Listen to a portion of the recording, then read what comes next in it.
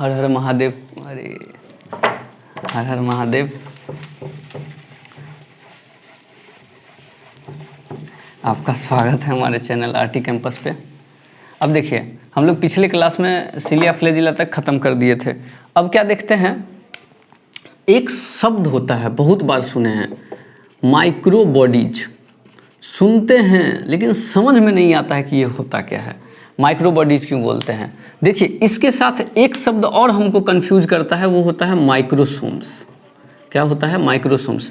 तो ध्यान से सुनिएगा, माइक्रो बॉडीज का मतलब होता है नेचुरली मिलने वाला। कैसे मिलने वाला?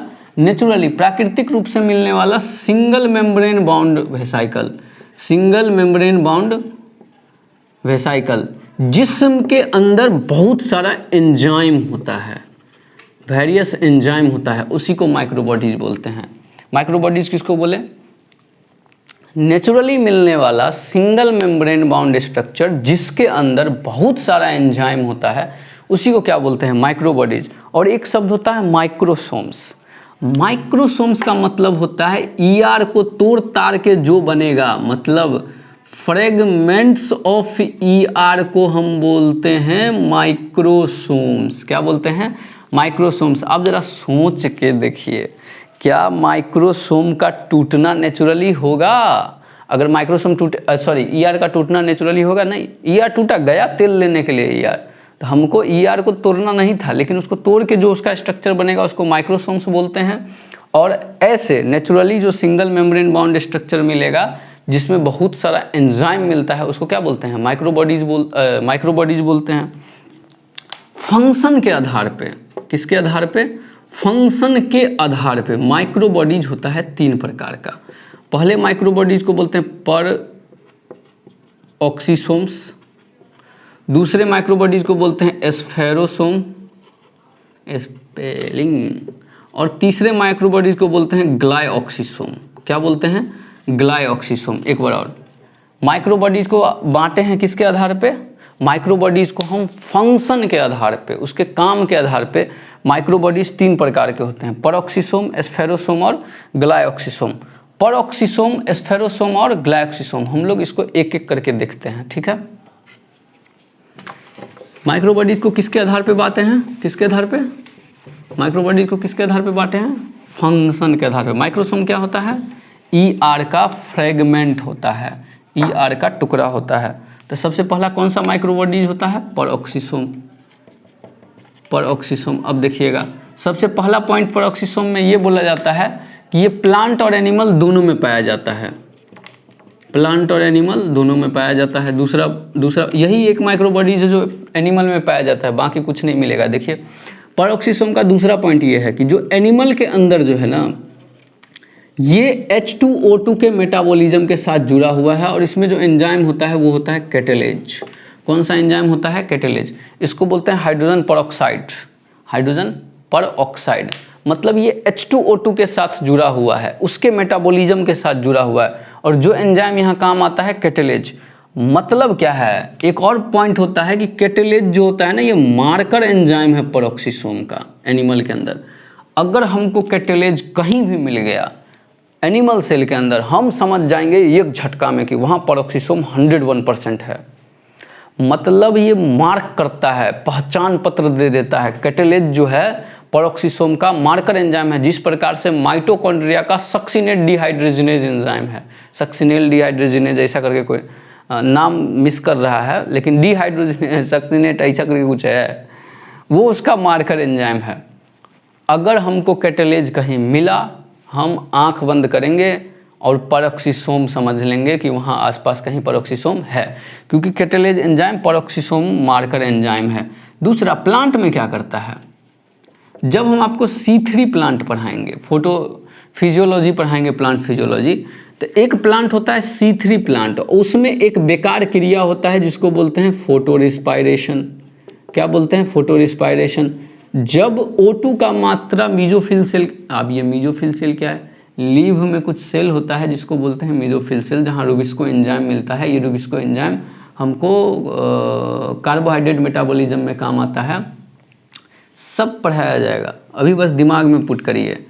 एक C3 प्लांट होता है जिसमें होता है फोटो रिस्पिरेशन, और इस फोटो रिस्पिरेशन में सबसे मुख्य जो ऑर्गेनल काम आता है वो होता है पेरोक्सिसोम। ठीक है, तो पेरोक्सिसोम में 3 पॉइंट याद करना है, ये प्लांट एनिमल दोनों में मिलता है। दूसरा, एनिमल के केस में H2O2 के मेटाबॉलिज्म में हेल्प करता है, और इसके मेटाबॉलिज्म में जो एंजाइम आता है वो कैटेलेज एंजाइम होता है, जो कि पेरोक्सिसोम का मार्कर एंजाइम है। तीसरा, C3 प्लांट के केस में ये फोटो रिस्पिरेशन में पार्टिसिपेट करता है। दूसरा कौन सा हमारा माइक्रोबॉडीज था? एस्फेरोसोम का पहला पॉइंट, ये प्लांट एनिमल दोनों में था। एस्फेरोसोम बोलता है कि हम तो बेटा सिर्फ प्लांट में मिलेंगे। अगला पॉइंट, ये फैट स्टोरेज का काम करता है, फैट या लिपिड स्टोरेज का। तो इसका मतलब क्या हुआ? ये लिपिड सिंथेसिस या लिपिड मेटाबॉलिज्म में पार्टिसिपेट किया। अगला, हम एक ऑर्गेनल पढ़े थे लाइसोसोम, डिस्क्रिप्शन बॉक्स में मिल जाएगा या सेल बायोलॉजी के प्लेलिस्ट में है। लाइसोसोम जो होता है ना, वो तो एनिमल में होता है। प्लांट के केस में कभी कभी may be work as lysosome. अब भाई साहब, लाइसोसोम का काम क्या था? लाइसोसोम का काम था तोड़ने फोड़ने का। लाइसोसोम का काम कैसा था? तोड़ने फोड़ने का। लाइसोसोम का काम क्या था? तोड़ने फोड़ने का। तो मतलब एस्फेरोसोम का भी काम क्या हो जाएगा? कभी कभी तोड़ने। मतलब प्लांट के केस में कभी कभी एस्फेरोसोम जो होता है वो एनिमल के लाइसोसोम की तरह फंक्शन करता है। एनिमल के लाइसोसोम की तरह फंक्शन कौन करता है प्लांट के केस में? एस्फेरोसोम। कभी कभी प्लांट के केस में एनिमल के लाइसोसोम की तरह फंक्शन कौन कर देता है? एस्फेरोसोम। सबसे लास्ट में कौन सा है? ग्लाइऑक्सिसोम। ग्लाइऑक्सिसोम का पहला पॉइंट, ये सिर्फ प्लांट में मिलेगा। दूसरा पॉइंट, ग्लाइऑक्सिसोम बड़ा गजब का चीज़ है। गजब का चीज़ इसलिए है क्योंकि इस ग्लाइऑक्सिसोम में एक साइकिल चलता है जिसको बोलते हैं ग्लाइऑक्सिलेट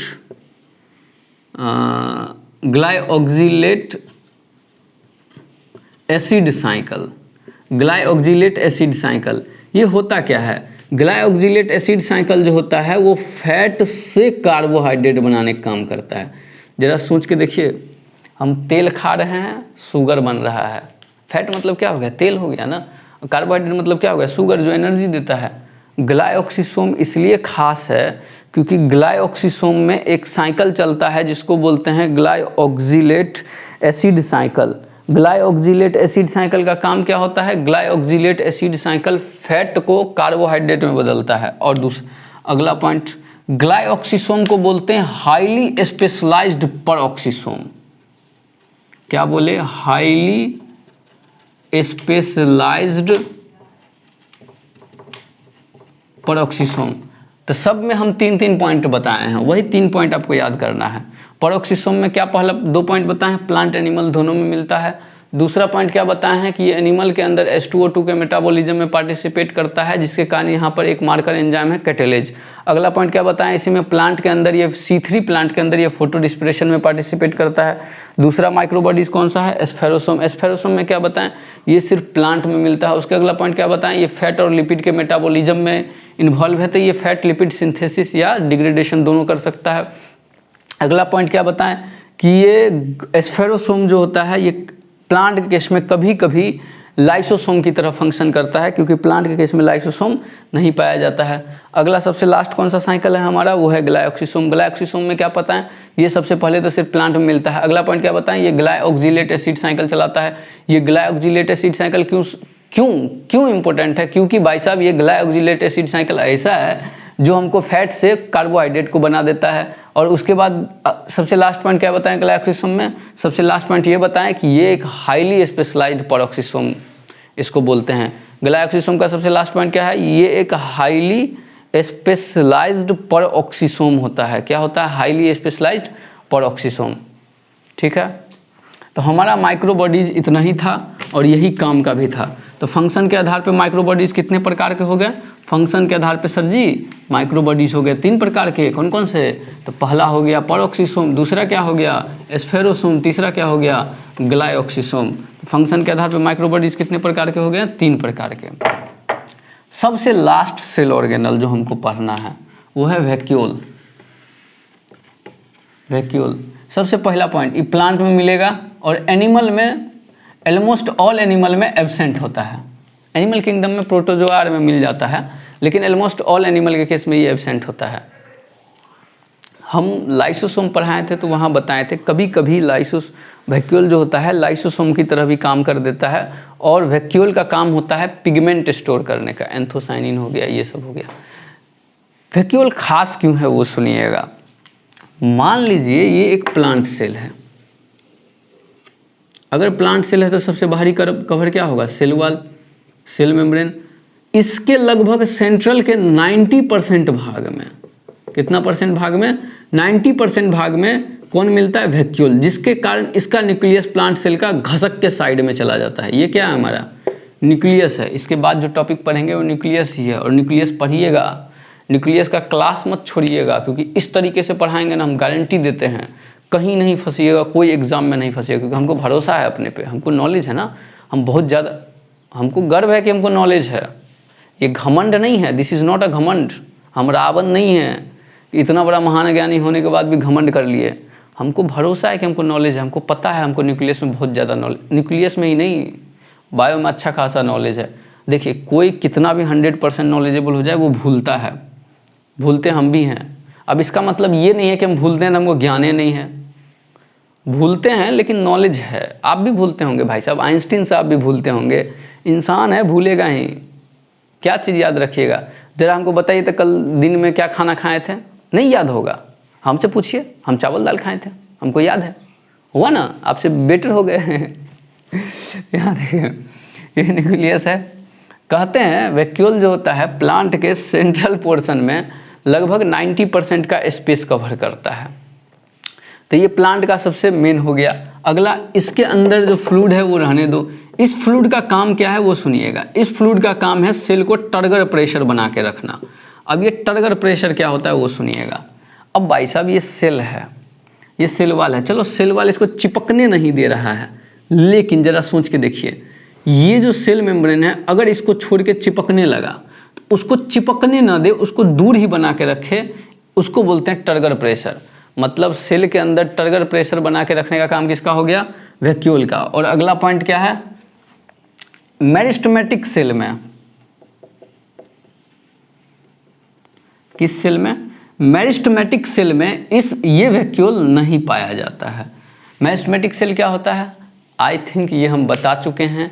मेरिस्टेमेटिक सेल उसको बोलते हैं जो फ्रीक्वेंट डिवीजन करता है। फ्रीक्वेंट मतलब होता है लगातार डिवाइड करते जा रहा है, रुक ही नहीं रहा है, रुकने का नाम नहीं रहा है। बेटा को बोलते हैं रुको, रुक ही नहीं रहा है, ले डिवाइड, ले डिवाइड, ले सेल, ले सेल, ले सेल, ले सेल, सेल पे सेल बनाया जा रहा है। तो मेरिस्टेमेटिक, अब जरा सोच के देखिए, अगर मेरिस्टेमेटिक सेल इतना फास्ट डिवाइड कर रहा है, बेचारा वैक्यूल बनने से पहले टूट जाता होगा, तो कहाँ से मिलेगा उसमें वैक्यूल। सबसे मेन पॉइंट जो है ये है कि वैक्यूल के कवरिंग को बोलते हैं टोनोप्लास्ट। क्या बोलते हैं वैक्यूल के कवरिंग को, टोनोप्लास्ट। ये जितना ज्ञान हम अभी दिए हैं ना उसमें सबसे मेन यही है कि वैक्यूल के कवरिंग को क्या बोलते हैं, टोनोप्लास्ट। वैक्यूल के कवरिंग को क्या बोलते हैं, टोनोप्लास्ट। वैक्यूल में हम लोग क्या क्या पढ़ लिए, सबसे पहले पढ़े कि सर ये लगभग सब प्लांट में मिलता है और लगभग किसी भी एनिमल में नहीं मिलता है। अपवादों का तो श्रृंखला है बायो। अगला पॉइंट, एक प्लांट सेल के अंदर ये लगभग सेंट्रल 90% एरिया कवर करता है, ठीक है, जिसके कारण न्यूक्लियस साइड में शिफ्ट कर जाता है। अगला पॉइंट, वैक्यूल के अंदर जो फ्लूइड होता है उसका सबसे मुख्य काम होता है टर्गर प्रेशर बनाने का।